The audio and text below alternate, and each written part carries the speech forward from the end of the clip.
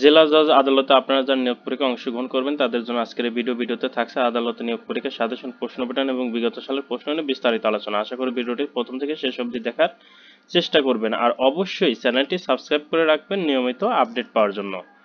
আপনারা যারা স্বল্প সময়ে ভালো একটা প্রস্তুতি নিতে চান তারা জেলা জজ আদালত জব রিভিউ এই বইটির পিডিএফ আমাদের কাছ থেকে সংগ্রহ করে নিতে পারেন। পিডিএফ মূল্য মাত্র 40 টাকা। যারা নিতে চান তারা এই নাম্বারে হোয়াটসঅ্যাপের মাধ্যমে যোগাযোগ করে পিডিএফটি সংগ্রহ করে নিতে পারেন। আপনাদের প্রশ্ন প্যাটার্ন এরকম আসবে, 1 ঘন্টা সময় দেওয়া হবে, 70 মার্কের রিটেন পরীক্ষা হবে। রিটেন পদ্ধতিতে আপনাদের পরীক্ষা হবে, শর্ট কোশ্চিন রিটেন এক্সাম হবে। সেটা নিয়ে পরে আলোচনা করব। তার আগে আলোচনা করি যে কোন কোন টপিকস পড়ে গেলে আপনি 100% প্রশ্ন কমন পাবেন। আপনাদের যদি কোনো নিজস্ব বই থাকে সেই বই থেকে সন্ধি, বিপরীত শব্দ, সমাস, এক কথা প্রকাশ, বানান, বাগধারা, সমার্থক শব্দ, কারক, সাহিত্য, অনুচ্ছেদ, আবেদনপত্র, ভাব সম্প্রসারণ, এই টপিকসগুলো ভালো করে পড়ে যাবেন বাংলার জন্য। আর ইংরেজির জন্য item, phrase, voice, gender, number, narration, changing sentence, translation, preposition, article, right form, verb, paragraph এবং অ্যাপ্লিকেশন, এই টপিকসগুলো ভালো করে পড়ে যাবেন ইংরেজির জন্য। এর বাইরে আর কিছু পড়তে হবে না। গণিতের জন্য নবম শ্রেণী গণিত এবং অষ্টম শ্রেণী গণিত যদি পারেন A to Z দেখে যাবেন, এখান থেকেই আপনার প্রশ্ন কমন আসবে। আর সাধারণ জ্ঞানের জন্য নিজের জেলা সম্পর্কে হালকা 2-1 মার্ক থাকতে পারে, আর বাংলাদেশের জাতীয়তা এবং বাংলাদেশের ইতিহাস ঐতিহ্য থেকে প্রশ্ন আসবে। এছাড়াও সমসাময়িক বা সাম্প্রতিক প্রশ্নগুলো একটু ভালো করে দেখে যাবেন। এখন কোন কোন বই পড়বেন? আপনাদের নিজস্ব যদি কোনো বই থাকে সেখান থেকে পড়ে যেতে পারেন, অথবা এখানে যে বইগুলো দেখছেন এই বইগুলো যে কোনো লাইব্রেরি থেকে সংগ্রহ করে নিয়ে পড়তে পারেন। তবে যাদের বইগুলো সংগ্রহ করার মতন সামর্থ্য নেই বা অর্থ নেই তাদের বলছি যে 100 টাকার বিনিময়ে সবগুলো বইয়ের পিডিএফ আপনারা আমাদের কাছ থেকে সংগ্রহ করে নিতে পারেন। সেক্ষেত্রে আপনাকে এটা স্ক্রিনশট দিয়ে এই নাম্বারে হোয়াটসঅ্যাপে পাঠিয়ে দিতে হবে। তবে আমরা বুঝতে পারবো যে আপনি সবগুলো বইয়ের পিডিএফ লাগবে। সবগুলো বই যদি আপনি পড়েন অবশ্যই 100% প্রশ্ন আপনি কমন পাবেন।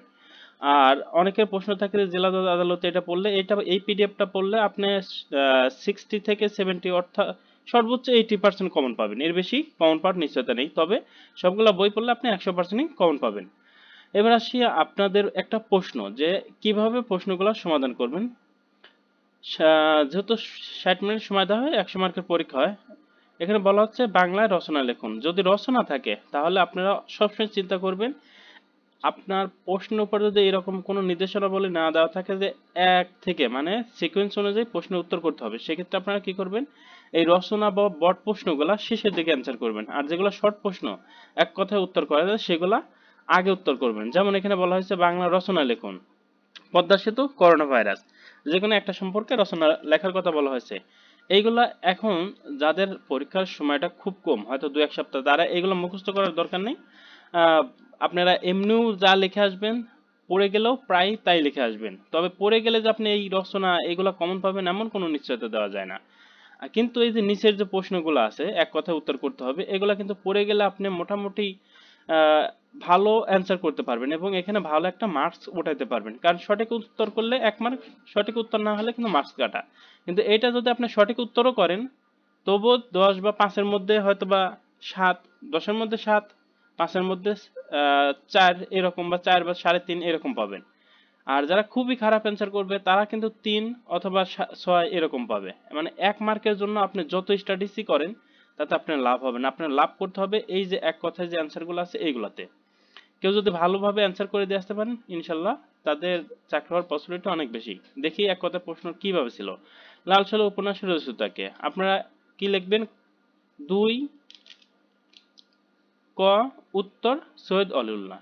এভাবে খুব শর্টে অ্যান্সার করবেন, যত তাড়াতাড়ি এগুলো যত তাড়াতাড়ি শেষ করতে পারেন। কারণ আপনার অনেকে আছে লাল সাল্লু উপন্যাসের রচয়িতা হলেন সৈয়দ অলিউল্লাহ, এভাবে অ্যান্সার করেন, এত লেখার সময় নেই। আপনি শর্টকাট, যত শর্টকাট উত্তর করতে পারেন। যে প্রশ্ন ক 2 এর উত্তর সৈয়দ অলিউল্লাহ, প্রশ্ন আবার লেখার কোনো দরকার নেই। কোন ভাষা থেকে বাংলা ভাষার উৎপত্তি? অনেকেই লিখবেন যে যে ভাষা থেকে বাংলা উৎপত্তি তার নাম হলো গরীয় প্রকৃত। এভাবে লেখার দরকার নেই, সরাসরি লিখবেন যে গরীয় প্রকৃত। বাংলা ভাষার অর্ধমাত্রা বর্ণ কয়টি? অর্ধমাত্রা বর্ণ 8টি। কবি কাজী নজরুল ইসলামের জন্ম তারিখ লিখুন। কবি কাজী নজরুল ইসলামের জন্ম 1899 সালে। তাহলে বুঝতে পারছেন যে আপনাদের প্রশ্ন কেমন আসবে, কিভাবে উত্তর করতে হবে। এবার ইংরেজির জন্য যদি কোনো রচনা বা প্যারাগ্রাফ থাকে সেগুলো অ্যান্সার করবেন শেষের দিকে, কিন্তু যেগুলো শর্ট করে অ্যান্সার করতে হয়, যেমন বাংলা থেকে ইংরেজি অনুবাদ করুন। সে আমার থেকে বড়, হি ইজ এল্ডার দেন মি। শুধু ইংলিশটাই লিখবেন, বাংলা লিখবেন না। অনেকে আছে বাংলা লিখে নিচে সমান সমান টান দিয়ে ইংরেজি করেন, এগুলো করা যাবে না। আপনি সরাসরি উত্তর করে যাবেন।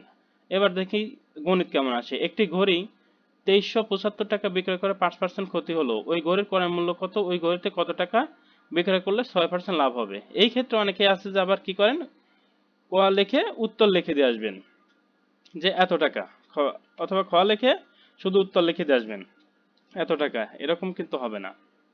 আপনাকে এইখানে যেভাবে ডিটেলস অঙ্ক করে দেখানো হয়েছে, আমরা গণিতের ক্ষেত্রে আপনাকে অবশ্যই বিস্তারিত করে উত্তর করতে হবে। যেভাবে আমরা এসএসসি বা এইচএসসি তে সম্পূর্ণ অঙ্ক করে তারপর উত্তর করছি, ঠিক সেভাবেই আপনাদেরও করতে হবে। সম্পূর্ণ অঙ্ক করবেন, তারপরে উত্তর করবেন, তবেই কিন্তু আপনাকে 5-এর মধ্যে 5 দেওয়া হবে। আর যারা শুধুমাত্র 6-এর উত্তর এত লিখলে কখনোই মানে আপনার অ্যান্সার গ্রহণযোগ্য হবে না। ডিটেলস করে গণিতের ক্ষেত্রে অবশ্যই উত্তর করতে হবে, তবে আপনি ফুল মার্ক পাবেন। আর সাধারণ জ্ঞানের ক্ষেত্রে শুধু উত্তর লিখে দিয়ে আসবেন। সাধারণ জ্ঞান বা এক কথায় যে প্রশ্নগুলো আছে সেগুলো শুধু উত্তর। যেমন সিডি এর পূর্ণরূপ কি?